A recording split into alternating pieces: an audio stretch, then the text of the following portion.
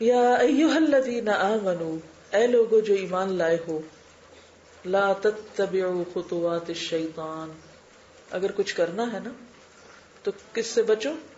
نہ پیروی کرو شیطان کے قدموں کی، شیطان کے راستوں کی. خطوات، خطوت ان کی جمع ہے، دو قدموں کے درمیان کے فاصلے کو خطوہ کہتے ہیں. مراد ہے اس سے راستے اور طریقے، وہ باتیں جن کا شیطان حکم دیتا ہے. لا تتبعوا خطوات الشیطان، کیوں؟ ومن یتبع خطوات الشیطان، اور جو پیروی کرے گا شیطان کی خطوات کی، شیطان کے راستوں کی، فإنہ یأمر بالفحشاء والمنکر، تو بے شک وہ حکم دیتا ہے فحشاء اور منکر کا، بے حیائی اور برائی کا. ان راستوں کی طرف شیطان لے کر جاتا ہے. وَلَوْلَا فَضْلُ اللَّهِ عَلَيْكُمْ وَرَحْمَتُهُ، اور اگر نہ ہوتا اللہ کا فضل تم پر اور اس کی رحمت، مَا زَكَى مِنْكُمْ مِنْ أَحَدٍ أَبَدًا، نہ پاک ہو سکتا تم میں سے کوئی ایک کبھی بھی، نیور ایور. یہ اللہ کی رحمت اور فضل ہوتا ہے جس کی وجہ سے تمہارے اندر تزکیہ آتا ہے، تم گناہوں سے بچتے ہو، تمہیں گناہوں سے نفرت ہوتی ہے. وَلَكِنَّ اللَّهَ يُزَكِّي مَن يَشَاءُ، لیکن اللہ پاک کرتا ہے جس کو وہ چاہتا ہے. وَاللَّهُ سَمِيعٌ عَلِيمٌ، اور اللہ سننے والا ہے، جاننے والا ہے. جہاں ایمان کو بڑھانے والی کچھ چیزیں ہوتی ہیں، وہاں کچھ چیزیں ایمان کو گھٹانے والی ہوتی ہیں، ایمان کو نقصان دینے والی ہوتی ہیں. ہمارے ایمان کا دشمن کون ہے؟ شیطان. اچھا بھلا ایمان مضبوط ہوتا ہے، اوپر کو جا رہا ہوتا ہے اس کا لیول، کہ یک کوئی وسوسہ ڈالتا ہے، وہ کوئی ایسا خیال دل میں ڈالتا ہے کہ ہماری پوری توجہ خیر کے کام سے ہٹا کر کسی دوسرے کام کی طرف لے جاتا ہے. ڈسٹریکشن، اور انسان ادھر کو چل پڑتا ہے. خطوات الشیطان. اور عام طور پر وہ کیا ہوتے ہیں خطوات الشیطان؟ وہ طریقے اور راستے جن کی وجہ سے انسان فحشاء اور منکر میں جا پڑتا ہے. کیسے کرتا ہے یہ کام؟ یہ بھی ہمیں قرآن مجید سے ہی پتہ چلتا ہے. اس کی ایک بہت بڑی مثال آدم اور حوا علیہ السلام کو جنت سے نکلوانے کی، کہ کس طرح وہ ان پر حاوی ہوا. کتنے پیور تھے دونوں. کوئی ابھی اس وقت معاشرے میں کوئی میڈیا نہیں تھا، کوئی اور بگاڑنے کی چیز نہیں تھی، کچھ بھی نہیں تھا. وہ دو ہی تھے، اور تیسرا ان کا رب تھا، اور چوتھا ان کا دشمن. ایک طرف اللہ کی بات تھی اور دوسری طرف دشمن پیچھے لگا ہوا تھا. اس دشمن نے کام کیسے کیا؟ اس واقعے میں ہم سب کے لیے ایک بہت بڑی رہنمائی ہے، اور اس طرح ہمیں شیطان کی چالوں کو سمجھنے کا موقع ملتا ہے. اگر آپ سورۃ الاعراف کو دیکھیں تو پوری بات سمجھ میں آتی ہے. سب سے پہلے شیطان نے کیا کیا؟ فوسوس لہما الشیطان، دل میں وسوسہ ڈالا. نماز کیسے خراب ہوتی ہے آپ کی؟ کوئی خیال آ جاتا ہے آپ کو، اچھا، اور پھر آپ اسی کے پیچھے لگ جاتے، پھر تھوڑی دیر کے آپ اپنے آپ کو سکولڈ کرتے ہیں کہ یہ بات اتنی امپورٹنٹ ہے جس کو سوچا جائے. اللہ کے ذکر سے بھی زیادہ، اللہ کی یاد سے بھی زیادہ باقی وقت کافی نہیں ہے کہ اس وقت میں بھی یہی کچھ. لیکن وہ آ کے جھپٹ جاتا ہے اور بھلا جاتا ہے آپ کو. ہوتا ہے آپ کے ساتھ. نماز کی مثال میں نے اس لیے دی کہ وہ خالصتاً ایک عبادت کا وقت ہوتا ہے نا، اور وہ اس میں اور زیادہ تیزی سے کام کرتا ہے. بالکل اسی طرح زندگی کے باقی معاملات میں بھی جب آپ کوئی خیر کا کام کرنے کا ارادہ کرتے ہیں تو وہ لازماً آ کر کوئی نہ کوئی ایسا وسوسہ ڈالتا ہے. اچھا، وسوسہ صرف یہ نہیں ہوتا کہ وہ کہتا ہے یہ کام جو تم کر رہے ہو اچھا نہیں. سب سے پہلے وہ ڈسٹریکٹ کرتا ہے، غیر ضروری چیزوں کی طرف آپ کی توجہ دلاتا ہے، اور بعض اوقات غیر ضروری کو آپ کے لیے انتہائی ضروری بنا دیتا ہے، اور اس کے بعد آپ فکر مند ہو جاتے ہیں، کنفیوز ہو جاتے ہیں، ڈاما ڈول ہو جاتے ہیں. پتہ نہیں میں یہ نیکی کرنے چلی ہوں، نیکی ہے بھی کہ نہیں، پتہ نہیں قبول بھی ہوگی کہ نہیں. پھر وہ کہتا ہے یہ کون سی نیکی ہے کہ تم نے فلاں چیز بھی فراموش کر دی، فلاں بھی کر دی، فلاں بھی کر دی، اور اب تم اس پہ لگی ہوئی ہو. اور پھر آپ اگر اس خیال کو جھٹکے نہ اور اپنے مقصد پہ فوکس نہ کریں تو کیا ہوگے؟ تھوڑی دیر میں آپ پورے اس کے پھیر میں آ چکے ہوں گے. کچھ لوگ تو فوراً اگر ایسا وسوسہ ہے تو اس کو جھٹک دیتے ہیں کہ نہیں مجھے پتا ہے جو کچھ میں کر رہی ہوں اور میرا اس پر ایمان ہے کہ جو ہے یہ درست ہے, اور آپ اپنے کام میں پھر لگ جاتے. وہ پھر بھی چھوڑتا نہیں, دائیں سے بائیں, بائیں سے آگے سے پیچھے سے ادھر سے آنے لگتا ہے. تو آدم علیہ السلام کو اللہ سبحانہ وتعالیٰ نے فرمایا تھا کہ اس درخت کے قریب نہ جانا. اب شیطان آتا ہے اور دل میں وسوسہ ڈالتا ہے. مقصد اس کا کیا ہے؟ وہی جو آج یحبون ان تشیع الفاحشہ, وہی مقصد ہے شیطان کا. یہی سے آغاز ہوتا ہے ہر برائی کا, کیونکہ فحش ایسی برائی کو کہتا ہے نا کھلم کھلا ہو, جس کے بعد حیا نکل جاتی ہے, پھر ہر برائی آسان ہو جاتی.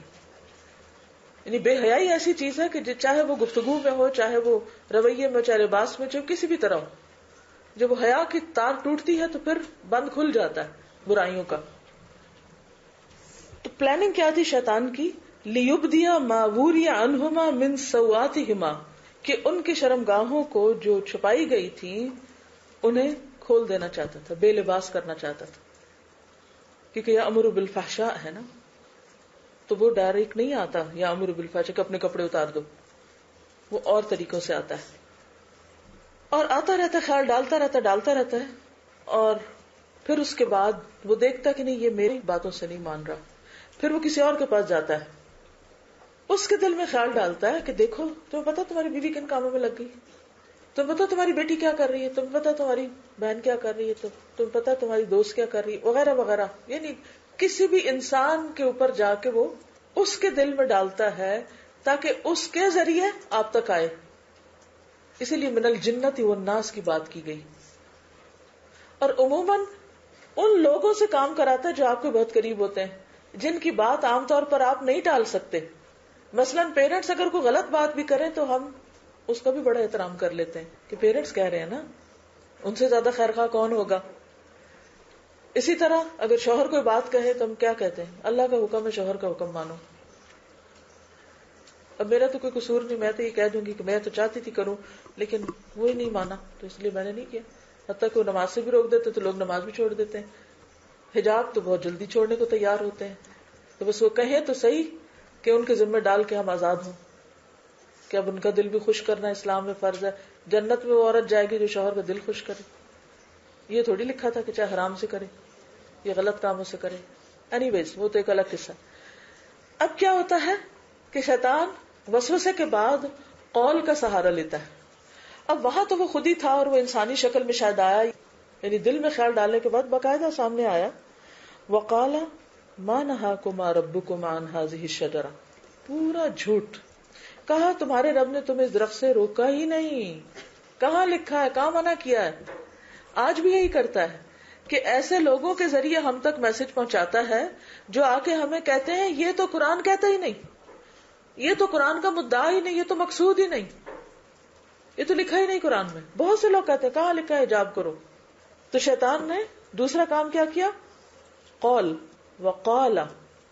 آج وہ انسانی شکل میں خود تو نہیں آتا, لیکن جو انسان اس کے زیر اثر آتے ہیں ان کے ذہن میں وسوسہ ڈال کر ان کے ذریعے آ کر وہ ہم سے جھگڑنے آ جاتے ہیں. وہ آ کر ہم کو سمجھانے لگتے ہیں اور ان کے ذریعے ہم کمزور پڑ جاتے ہیں اور جو کر رہے ہوتے ہیں وہ چھوڑ دیتے ہیں.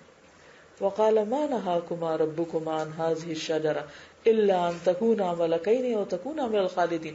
پھر ہوتا یہ ہے کہ اس میں بھی وہ تعویلیں کرتا ہے کہ اصل بات یہ نہیں کہ درخت میں کوئی خرابی, اصل یہ ہے کہ اللہ تعالیٰ یہ نہیں چاہتے کہ تم فرشتے بنو یا ہمیشہ رہو, تو اس لیے اگر تم یہ کھا لو گے تو کیا ہوگا, فرشتے بن جاؤ گے, جنت میں ہمیشہ رہو گے. یعنی چیزوں کی حقیقت الٹ دکھاتا ہے, انتہائی نقصان دہ چیز کو ہمارے لیے خوشنما بنا دیتا ہے. اور بہت سے لوگ, ہمارا ماحول, پیئرز, وہ ہمارے لیے چیزوں کی حقیقت کو الٹ دیتے ہیں. ادھر ہم قرآن پڑھ کر کسی بات پر یقین لانے بھی لگتے ہیں نا کہ یہ ایسے نہیں ایسے ہے, تو تھوڑی دیر میں کیا ہوتا ہے جب ہم ایسے لوگوں میں جاتے ہیں تو وہ بالکل اس کے الٹ کام کر رہے ہوتے ہیں, یہ الٹ مشورے دے رہے ہوتے ہیں, اور پھر ہمیں وہ ہمدرد بھی نظر آنے لگتے ہیں, لہٰذا ہم ان کی باتوں میں بھی آ جاتے ہیں. اب یہ تھا کہ اس نے اس طرح کی کچھ باتیں کی, لیکن آدم نے چونکہ اللہ سے سنا تھا کہ یہ نہیں درخت کے پاس جانا, تو وہ پھر بھی رک گئے, اس کی باتوں میں بھی نہیں آئے. ہمارے ساتھ بھی یہ ہوتا ہے کہ جب ہمارا قرآن سے مضبوط تعلق ہوتا ہے تو ہم بعض اوقات لوگوں کی باتوں میں نہیں آتے. نو, بس ٹھیک ہے, یہ اپنی کہتے رہیں گے, جو مجھے کرنا ہے مجھے کرنا ہے. پھر اس سے اگلا بار وقاسمہما, قسمیں کھائیں مزید پکی کر کے بعد, کیا انی لکما لمن الناصحین, میں تمہارا انتہائی خیر خواہ. لہذا وہ ایسے ذریعوں سے آتا ہے جہاں ہمیں اپنے لیے بڑی خیر خواہی نظر آتی ہے کہ یہ انسان تو مجھے کبھی دھوکہ نہیں دے سکتا, یہ انسان تو کبھی میری فائدے کے خلاف بات کر ہی نہیں سکتا. اور ہم یہ بھول جاتے ہیں کہ وہ انسان بھی شیطان کے حملوں کا شکار ہو سکتا ہے, اور اس وقت وہ انسان خود نہیں, شیطان بول رہا ہے اس کے اندر. کتنی دفعہ ہم یہ پہچانتے ہیں؟ کیا ہم پہچان پاتے؟ خاص طور پر اگر ہمارا اپنا بھی تھوڑا رجحان اسی طرف ہی ہو, وہی کام کرنے کا, وہ ہماری بھی مرضی کا ہو. جیسے میں نے کہا نا کہ بس اشارے ہی کافی ہوتے کہ حجاب اتار دو, تم کہتے ہیں ہاں ہاں, اتنے مخلص ماں باپ ہیں, ہمارا بھلا چاہتے ہیں, اب ان کی نہیں مانیں گے چونکہ اپنا رجحان ادھر ہے نا. اور ماں باپ بعض اوقات کیا ہوتے ہیں, آ کے روتے ہیں کہ بیٹی تمہارا گھر لٹ جائے گا, ہم سے بڑا کون خیر خواہ ہوگا, جو شوہر کہتا مان جاؤ. وہ سود کھلانا چاہتا تمہیں تو بس وہ بھی کھا لو, وہ تمہیں ننگا کرنا چاہتا تو بس ہو جاؤ. تو یہی تو شیطان چاہتا ہے. اور پھر وہ انہیں مختلف طریقوں سے ہمارے اوپر آتا ہے. اور ہر شخص کے ایمان کا امتحان مختلف ہوتا ہے. جو شخص جس چیز میں بہتر ہوتا ہے نا, اس کا امتحان اسی چیز میں سے ہو جاتا ہے, اور پھر ہم وہ چھوڑ دیتے ہیں جو ہمیں کرنا چاہیے. مثلا ایک شخص قرآن کا ماہر ہے, اس کے اوپر حملہ کسی اور طرف سے ہوگا. مثلا کتنے ہی لوگ ایسے ہیں جو قرآن حفظ کیے ہوئے ہوتے ہیں لیکن انہیں بھول چکا ہوتا ہے. آپ میں سے کسی کے ساتھ تو نہیں ایسا ہوا؟ کبھی سنا دیکھا تو ہوگا نا, قرآن یاد کیا, بہت اچھی طرح یاد کیا, بھول گیا. کیا وجہ ہوئی؟ کیا وجہ ہوئی؟ پڑھنا چھوڑ دیا. کیوں پڑھنا چھوڑ دیا؟ کیا کر رہے تھے جو چھٹ گیا؟ پڑھائی کر رہے, دنیا کی پڑھائی کر رہے تھے, وقت نہیں تھا. کیا واقعی وقت نہیں تھا؟ وقت کہاں تھا؟ وقت کہاں لگا رہے تھے؟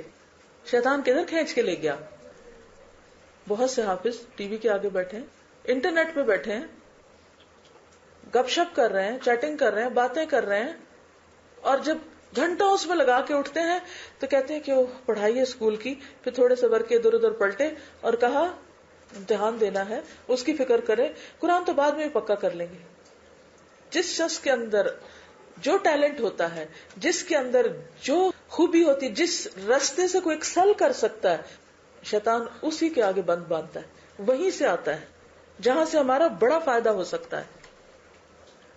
لیکن ایک کوشش وہ سب کے ساتھ کرتا ہے, اور وہ کیا کہ ان کا حیا ختم ہو جائے, حیا نہ رہے. کیونکہ اللہ سبحانہ وتعالیٰ نے جو دو باتیں بتائیں ان میں سے نمبر ایک فحشاء بتائی. فَإِنَّهُ يَأْمُرُ بِالْفَحْشَاءِ, اور فحشاء میں سب سے پہلی چیز میں نے کیا بتائی تھی؟ جھوٹے الزام, اسکینڈلز. پھر اس کے بعد تھوڑی لسٹیں اور بھی تھی, زنا, لواطت, عمل قوم لوط جو ہے, اور اس کے علاوہ بھی کچھ چیزیں, اور انسان کو پتہ بھی نہیں چلتا, اور انسان ان چیزوں میں ملوث ہو چکا ہوتا ہے. فَإِنَّهُ يَأْمُرُ بِالْفَحْشَاءِ. اور پھر شیطان نے حضرت آدم اور حوا کے ساتھ کیا کیا؟ فَدَلَّهُمَا بِغُرُورٍ, دھوکے سے ان کو پھسلا لیا, چکنی چپڑی باتیں کر کے, اور اپنا کام کر گیا, اور انہیں اس کام تک پہنچا دیا جس سے اللہ نے روکا تھا کہ درخت کے قریب نہ جانا. انہوں نے کیا؟ فلما ذاق الشجرۃ, کھایا نہیں, ذاق چکھا ہی تھا. بعض اوقات کہتے ہیں کہ اچھا چکھنے میں کیا ہے, تھوڑا سا کر لو, تھوڑی سی چیز ہے. اب جیسے کوئی شخص زنا کا ارتکاب کرتا ہے تو کیا خیال ہے کہ وہ ڈائریکٹ جا زنا کرتے؟ نہیں, وہ چھوٹی چھوٹی برکتوں سے سلسلہ شروع ہوتا ہے جو جا کے کبیرہ گناہ پہ ختم ہوتا ہے. کوئی بھی کبیرہ گناہ, کوئی بھی بڑی غلطی ہمیشہ چھوٹی غلطیوں سے شروع ہوتی ہے. فَدَلَّهُمَا بِغُرُورٍ, سیلف ڈسپشن, دھوکہ, چیزوں کی حقیقت بدل دینا, چیزوں کو کچھ اور دکھانا, ان کی حقیقت نظر نہ آنے دینا. اس طریقے سے اس نے ان کو پھسلا دیا, اور جب انہوں نے درخت چکھا بدت لہما سوآتہما, تو اس کا مشن پورا ہو چکا تھا, ان کے لباس اتروا لیے. لباس عزت اور آبرو ہوتا ہے, اور آج انسانوں کی اکثریت کو اس نے کس دھوکے میں مبتلا کر رکھا ہے کہ تم زیادہ خوبصورت نظر آتے ہو کب؟ پورے لباس میں، کم سے کم لباس میں، حتیٰ کہ بے لباس ہو جائے تو اور بھی اچھے لگو گے. اور بعض اوقات تو اتنی حیرانی ہوتی کہ بالکل دور جاہلیت جیسے، وہ جو زمانہ تھا نا جس میں ابھی لباس بننا شروع نہیں ہوا تھا، لوگ پتے وتے اڑتے، اس قسم کے لباس پہن کے لوگ ماڈلنگ کرتے نظر آتے ہیں. اب چونکہ حیات انسان کے اندر ہے نا، وَطَفِقَا يَخْصِفَانِ عَلَيْهِمَا مِن وَرَقِ الْجَنَّةِ، تو آدم اور حوا دونوں جنت کے پتے اپنے اوپر لپیٹنے لگے. تو اللہ سبحانہ وتعالیٰ نے ان کو پکارا، وَنَادَاهُمَا رَبُّهُمَا أَلَمْ أَنْهَكُمَا عَنْ تِلْكُمَا الشَّجَرَةِ، تمہیں بھول گیا، تمہیں یاد نہیں، میں نے تمہیں روکا تھا، میں نے تمہیں منع کیا تھا. آج کتنی یہ باتیں ہیں جن کے بارے میں ہمیں علم ہے، ہمیں پتا ہے کہ اللہ نے ان سے ہمیں روکا ہے، یہ منع ہے، یہ گناہ ہے، یہ حرام ہے، لیکن اس کے باوجود ہم کیا کہہ کے کر لیتے ہیں، کیا سوچ کے کر جاتے ہیں. ہاں، کوئی بھی غلط کام کرنے سے پہلے کیا کرتے ہیں؟ کوئی تعویل کر لیتے ہیں، کوئی بہانہ کر لیتے ہیں، کوئی عذر تراش لیتے ہیں. ہم کہتے ہیں سارے لوگ کر رہے ہیں، تم اکیلے تھوڑی ہو. اور پھر کسی دیندار کو بیچ میں لے آتے ہیں، اگر یہ غلط ہوتا تو فلاں جو دیندار ہے وہ نہ کر رہا ہوتا، وہ لڑکی تو قرآن پڑھی ہے، وہ بھی ایسے کر رہی ہے، لہذا تم بھی کر لو. تو اللہ سبحانہ وتعالیٰ نے پھر یاد دہانی کرائی، وَأَقُلْ لَكُمَا إِنَّ الشَّيْطَانَ لَكُمَا عَدُوٌّ مُبِينٌ، میں نے کہا تھا نا تمہیں شیطان تمہارا کھلا دشمن ہے.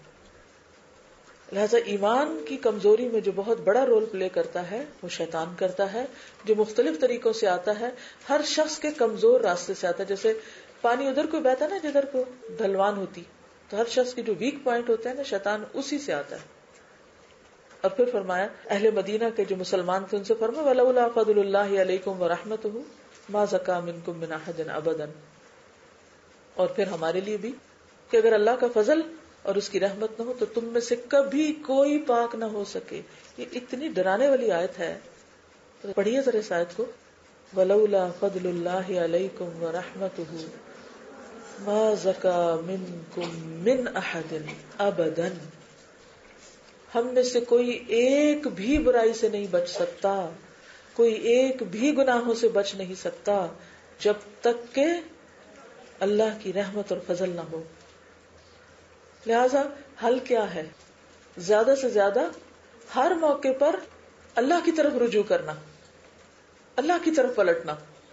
جہاں غلطی ہو، جہاں پھسلیں، جہاں بھولیں، جہاں کمزوری ہو، جو نہ کر پائیں، ہر حال میں اللہ کی طرف لوٹیں. وَلَكِنَّ اللَّهَ يُزَكِّي مَن يَشَاءُ، لیکن اللہ پاک کرتا ہے جس کو چاہتا ہے. انسان اپنے بارے میں بڑا خوش گمان رہتا ہے، کیا میں بڑا اچھا ہوں، بڑا نیک ہوں، اور دوسروں کے بارے میں ان کو اپنے سے کمتر سمجھتا رہتا ہے.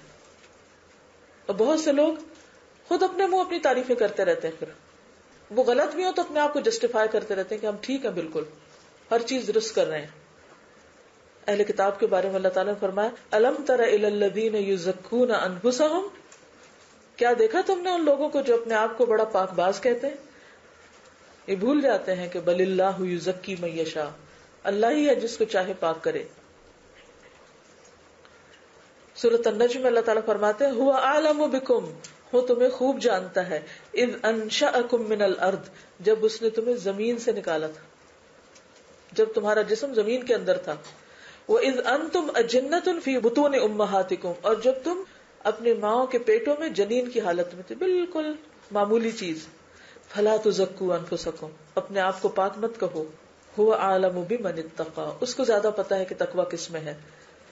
اور بات یہ ہے کہ جب تک تزکیہ نہ ہو کامیابی بھی نہیں ہو سکتی. قَدْ أَفْلَحَ مَنْ زَكَّاهَا وَقَدْ خَابَ مَنْ دَسَّاهَا. تو فوکس کس پہ ہونا چاہیے؟ اپنے اوپر، اپنی خرابیوں پہ، اپنے گناہوں پہ، اپنی کمزوریوں پہ، اپنی کوتاہیوں پہ، اپنی غلطیوں پر. ہمارا فوکس کہاں ہے؟ جب غلطیاں نظر آئیں گی نا تو اپنا آپ چھوٹا نظر آئے گا.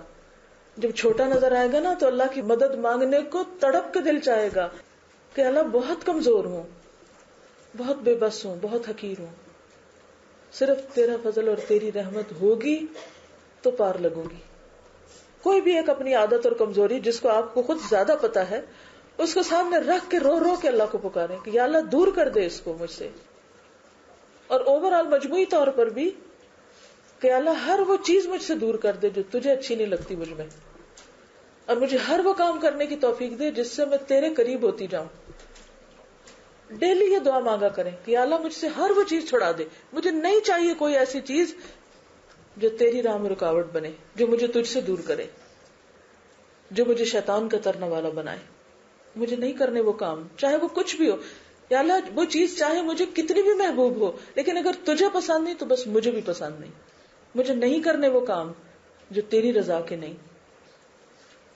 کیونکہ اس میں بھی ہم دھوکے کا شکار رہتے ہیں نا. شیطان ہمیں دھوکے میں مبتلا کیے رکھتا ہے کہ فلاں کام بڑا ہی اچھا کام ہے, کیا واہ واہ, اور یہ تمہاری اس کام پر کتنے لوگ تمہاری تعریف کرتے ہیں اس کام کی وجہ سے.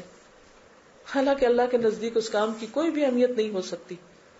لہذا کیا ضروری ہے, کون بتائے گا ہمیں؟ کیا ہمارا دل, کیا پتا دھوکہ ہی دے رہا ہوں ہمیں. انسان, کیا پتا وہ خود بھی درست نہ ہو, ان کی اپنی سوچ بگڑی ہوئی ہو, جن سے ہم مشورہ صلاح کر رہے ہیں وہ خود بہکے ہوئے ہیں. کس کے پاس جائیں یا رب, تیرے سوا کوئی نہیں. تیری رحمت اور تیرا فضل چاہیے, اور تو ہر چیز پہ قادر ہے, تو کر سکتا ہے. کیونکہ مجھے تو نجات چاہیے, میں تو ویسا بننا چاہتی ہوں جیسا تو چاہتا ہے. کروانا تیرا کام ہے, میرا نہیں, میرے بس میں ہی نہیں. تو جب تک انسان کے اندر تواضع نہیں ہوگی, جب تک انسان کے اندر یہ احساس نہیں آئے گا کہ میرے اندر بہت غلطیاں ہیں اور میں شیطان کا نوالا بن جاتی ہوں, اس وقت تک امپروومنٹ نہیں ہو سکتی. وہ تو گھن کی طرح لگا چاٹ رہا ہے نا, اندر سے جو بھی کچھ اچھا کرتے ہیں اسی کو چمٹ جاتا ہے, اسی کو تباہ کروانے پہ تل جاتا ہے. اور پھر آپ دیکھیے کہ مختلف طرح کے امتحان آ جاتے ہیں. اب آپ اگلی آیت میں دیکھیے کہ حضرت ابو بکر صدیق رضی اللہ تعالیٰ عنہ جو ہیں, صدقہ کرنے میں اپنی مثال آپ ہیں. پوری اسلامی تاریخ میں آپ کو شاید ہی کوئی ایسا شخص ملے جس نے اتنا صدقہ کیا ہو جتنا ابو بکر صدیق نے کیا. بزنس مین تھے, بہت کچھ کماتے تھے, اور بعض مواقع پر پورے کا پورا مال بھی اللہ کے راستے میں دے دیا, جو کہ کوئی دوسری مثال نظر ہی نہیں کہیں آتی کہ ان کے بعد کوئی ایک ایسا شخص ہو جس نے اپنا سب کچھ ہی اللہ کے لیے دے دیا. ہم تو تھوڑا سا بھی دے دیں تو لوگ پیچھے پڑ جاتے ہیں, تمہارا کیا بنے گا, سبھی کچھ دے ڈالو گے. کوئی اس کانسیپٹ کو ہضم ہی نہیں کر سکتا کہ اللہ کے لیے کچھ دیا بھی جا سکتا ہے. کوئی جان, کوئی مال, کوئی وقت, کوئی صلاحیت, کوئی انرجی. کہیں گے تم یہاں کیوں اپنا وقت ضائع کر رہی, تمہارا تو اتنا ٹیلنٹ ہے کہ تمہیں ہزاروں ملے. تو شیطان کیا کرتا ہے, فحشاء کے بعد منکر کا حکم دیتا ہے, اور فحشاء کے ذریعے دیتا ہے نا. اب یہ جو منکر ہے, برائیاں ہیں, یعنی وہ چیزیں جو نہیں کرنی چاہیے انسان کو, ان چیزوں میں ڈلوا دیتا ہے. یا گناہ کی بات نہیں کہ منکر جس کا انکار کیا جائے, جو نہیں ہونی چاہیے, جس میں شریعت کی باتیں بھی آتی ہیں اور شریعت کے علاوہ بھی جو کہیں کے نارمز ہوتے ہیں, یہ جس کا عقل بھی انکار کرتی کہ ٹھیک نہیں, یہ شریعت کی روشنی میں, شریعت کے باہر نہیں عقل کا فیصلہ. تو بعض اوقات ایسا ہوتا ہے کہ اچھے سے اچھا انسان ایک اچھے سے اچھا کام کر رہا ہوتا ہے, اور شیطان جا کے ان فتنوں کے ذریعے اس کو بھی ہلا دیتا ہے. جیسے ابو بکر صدیق رضی اللہ تعالیٰ عنہ کی بیٹی پر لخت جگر پر جب الزام لگا تو کیا ہوا, وہ جو ایک بہت بڑی نیکی کر رہے تھے اپنے رشتہ داروں کو دینے کی, جن میں مستہ بھی شامل تھے اور جو اس الزام لگانے والوں میں شامل ہو گئے تھے, obviously کوئی بھی باپ ہو تو اسے غصہ آئے گا. تو انہوں نے کیا کہا کہ ٹھیک ہے, آج کے بعد میں مستہ کی مدد نہیں کرتا. ایک نیکی کے کام سے کس وجہ سے ہٹنے لگے تھے, ایک انسانی جذبات کی وجہ سے. بیٹی سے محبت قدرتی بات ہے, جہاں محبتوں کو ٹھیس لگتی ہے انسان کمپرومائز نہیں کر سکتا. اچھا تم ایسے احسان فراموش, میں تمہارے ساتھ کیا کر رہا تھا اور تم نے کیا کیا. اور یہ ان کے خالہ زاد بیٹے تھے, مفلس تھے, مہاجر تھے, ہجرت کر کے آئے تھے, تو وہ ان کی مدد کرتے تھے. جب حضرت ابو بکر کو ان کے عمل سے تکلیف ہوئی تو انہوں نے اعلان کر دیا کہ آج کے بعد وظیفہ بند. وہ نیچرل ریئیکشن ہے. ہم کیا کرتے ہیں, اگر ابو بکر کی جگہ ہم ہوتے تو کیا کرتے, ہم بھی یہی کرتے. انہوں نے تو بھی سوچا تھا, ہم کر چکتے.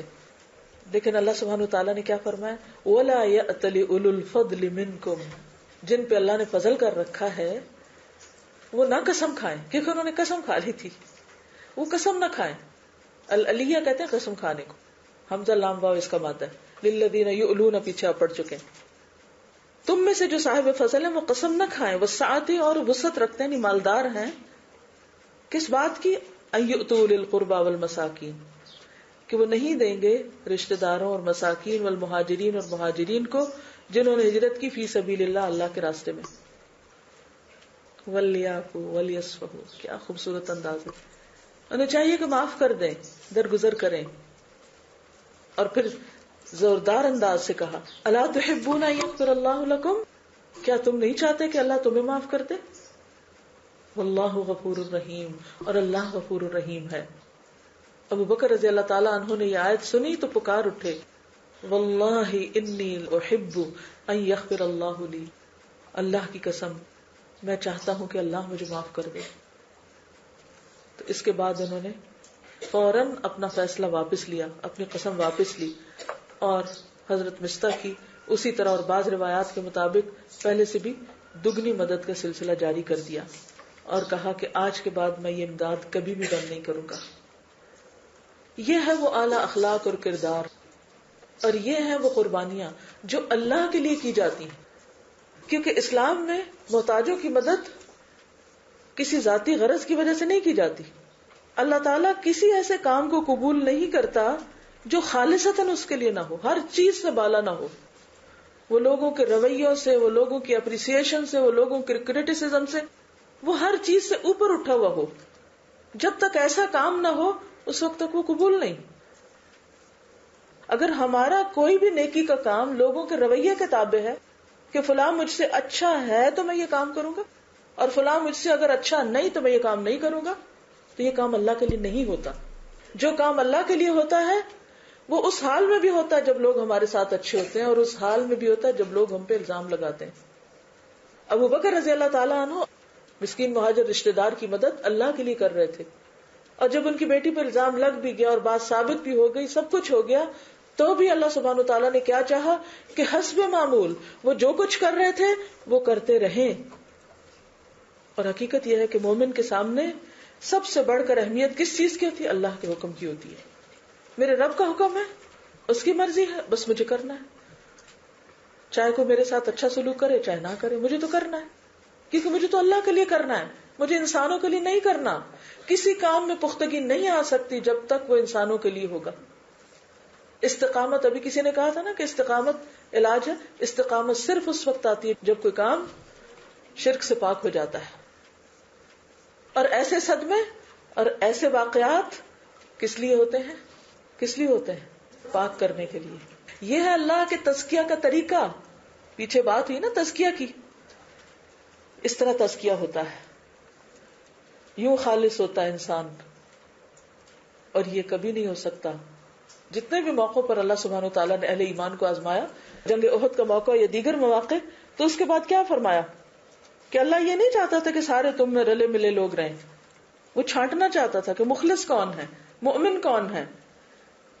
بالکل اسی طرح ہماری زندگی میں وقتاً فوقتاً مرتے دم تک کوئی نہ کوئی امتحان آتے رہیں گے، آتے رہیں گے. کس لیے؟ من یؤمن باللہ یہد قلبہ، جو اللہ پر ایمان رکھتا ہے اللہ اس کے دل کو راہ دکھا دیتا ہے، وہ سیدھے راستے پہ پھر چل پڑتا ہے. اور پھر آپ دیکھیے کہ معاف کرنا بہت مشکل کام ہوتا ہے. کہنا آسان ہے، مشکل کام ہے، بہت مشکل. اسی لیے آپ دیکھیں کہ بہت دفعہ آپ جب کہہ بھی چکتے ہیں نا میں نے معاف کیا، اس کے تھوڑے دن کے بعد پھر کیا کہتے ہیں، وہی بات کرتے ہیں، بھئی یہ کیسا معاف کیا. ولیعفو کے بعد ولیصفحوا بھی کہا گیا. صفحہ کا کیا مطلب؟ بالکل صاف کر دو، پلیٹ جیسے صاف کر دی جاتی ہے یا بالکل مٹا دیا جائے، جیسے صفحہ ہوتا ہے نا یہ صفحہ. اسی طرح صفحہ اصل میں ہتھیلی کو کہتے ہیں. جب ہمیں صاف کرنا ہوتا ہے تو ہم کیا کرتے ہیں؟ ہتھیلیاں، جب کسی کہتے ہیں نا کسی ختم، کیا کرتے ہیں ہم لوگ؟ ہتھیلیاں آپس میں ملتے ہیں، بس ختم، بات ختم. ولیعفو ولیصفحوا، بس ختم. ہمیں اگر اپنے شوہروں سے شکایت ہو ہم کیا کرتے ہیں؟ ہم کہہ بھی دینا کہ معاف کیا دل سے، پھر تھوڑے دن کے بعد وہی باتیں یاد کرانے لگتے ہیں، پھر وہی باتیں یاد کراتے ہیں.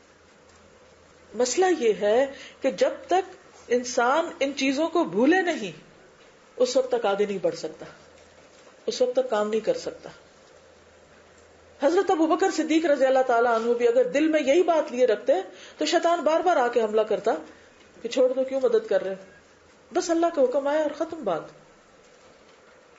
اور یہ بھی پختہ ایمان کے ذریعے حاصل ہوتی ہے چیز، کیونکہ شیطان کا مقابلہ کس سے کیا جا سکتا ہے؟ آپ دیکھیں نا پچھلی آیت میں شیطان کیا کرتا ہے؟ اپنی چالیں چلتا ہے. اس کا مقابلہ اللہ کی مدد سے. شیطان آ کے پلوٹ کرتا ہے آپ کے پیور تھاٹس کو، ان میں کنفیوژن ڈالتا ہے اور شیکی کرتا ہے آپ کو. پھر اس وقت آپ اللہ کو مضبوط تھامتے ہیں، اس سے دعائیں کرتے ہیں. پھر وہ آپ کو کسی امتحان میں ڈال دیتا ہے، اس کے ذریعے آپ کو اور خالص کرتا ہے.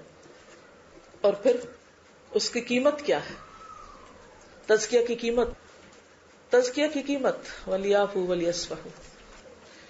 خالی ذکر سے نہیں بات بنے گی. وَلْيَعْفُوا وَلْيَصْفَحُوا. بعضوں کا ذکر کی تسبیح بڑی آسان ہوتی ہے، ایک سپارہ بھی پڑھنا آسان ہوتا ہے، لیکن کسی کو معاف کرنا انتہائی مشکل کام ہے. اور انسان کب معاف کر سکتا ہے؟ وہ بھی اللہ نے کرائیٹیریا. الا تحبون ان یغفر اللہ لکم. کیا تم چاہتے ہو کہ اللہ تمہیں معاف کرے؟ چاہتے ہو کہ نہیں؟ اگر چاہتے ہو تو تم بھی کرو، کیونکہ کچھ پانے کے لیے کچھ دینا پڑتا ہے. پہلے تم کرو پھر تمہیں دیا جائے گا، پہلے تم دو پھر تمہیں ملے گا. اور اس کا حل کیا ہے کہ جب انسان معاف کر دے تو اس کے بعد منہ بند کر لے، ذکر نہ کرے اس چیز کا.